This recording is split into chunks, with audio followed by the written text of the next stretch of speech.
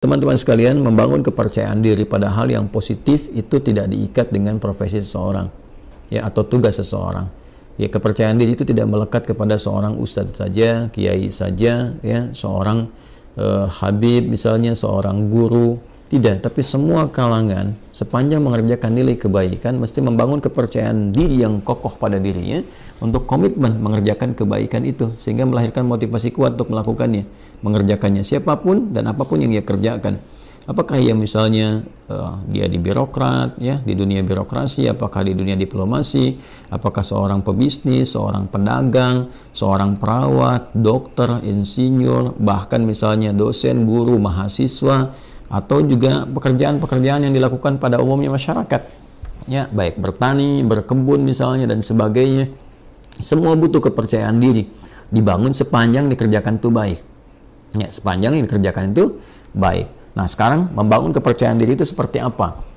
Maka dimulai dengan hadis Nabi Muhammad SAW yang diriwayatkan oleh sahabat Umar bin Khattab radhiyallahu taala anhu, haddatsana qala, ya kan, an Abi Hafs Umar bin Khattab radhiyallahu taala anhu qala Rasulullah sallallahu alaihi wasallam, innamal a'malu binniyat wa innama likulli imri'in ma nawa, faman kanat hijratuhu ila Allah wa rasulih fa hijratuhu ila Allah wa rasulih, ya, faman kanat hijratuhu lidunya yusibuha aw imra'atin yankihuha fa hijratuhu ila ma hajara ilaih. Itu kan rawahul Bukhari.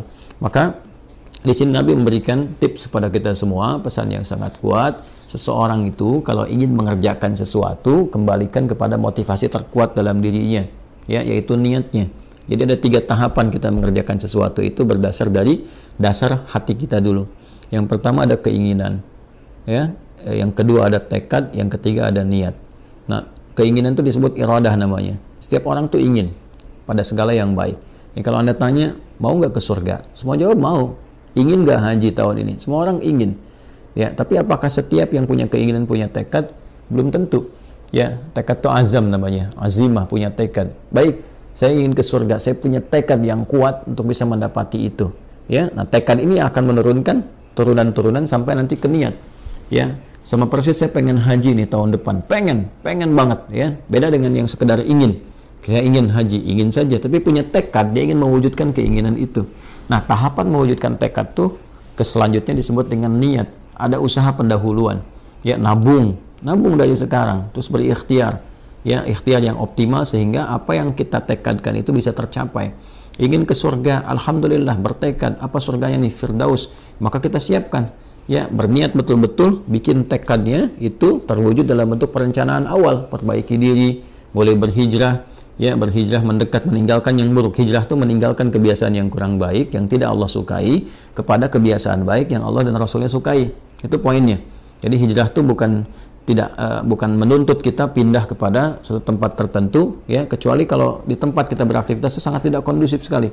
Ya, susah mendekat kepada Allah, terancam dalam keburukan, ya, di tempat kerja misalnya, tempat kerjanya diliputi keburukan-keburukan yang sulit sekali mendekat kepada Allah. Mau sholat susah, baca Quran susah, sementara kita sadar bahwa rezeki itu yang mengatur Allah, kan kita sadar betul Allah Maha Pemberi rezeki, Allah mendatangkan rezeki.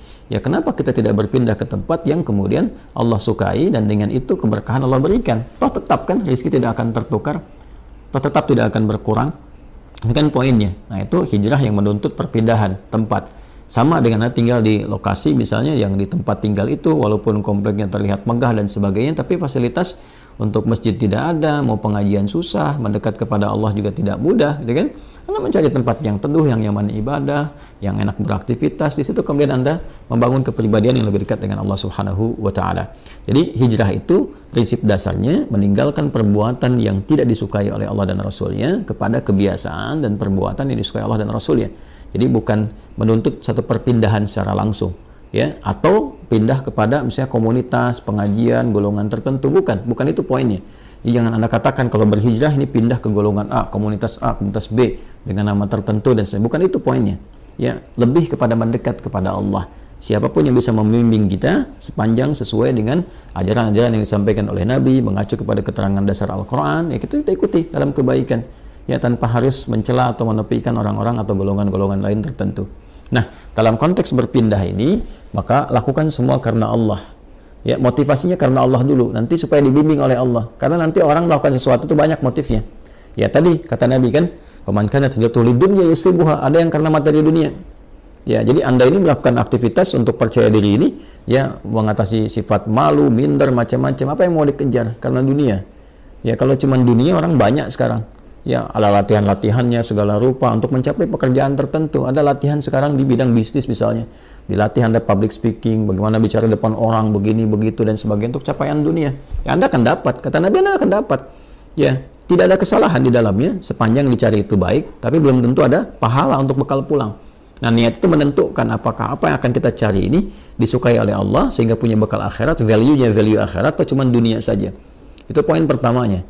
Jadi tanamkan pada diri kita itu motivasi yang kuat untuk mengerjakan sesuatu ini lillah, karena Allah, ya, dan Rasulnya. Nanti karena Allah itu memberikan kekuatan pada jiwa, dan Rasulnya memberikan bimbingan yang sudah Nabi contohkan kepada kita, ya, dan mewariskan pedoman-pedoman kehidupan yang abadi sifatnya. Nanti tinggal diikuti di situ, ya kan? Nah, jadi yang pertama adalah membangun kekuatan niat, motivasi diri dulu.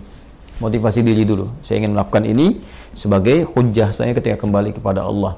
Ya, saya ingin melakukan ini ya supaya Allah ridha dengan saya. Nanti dari niat yang benar itu Allah berikan kekuatan pada diri kita.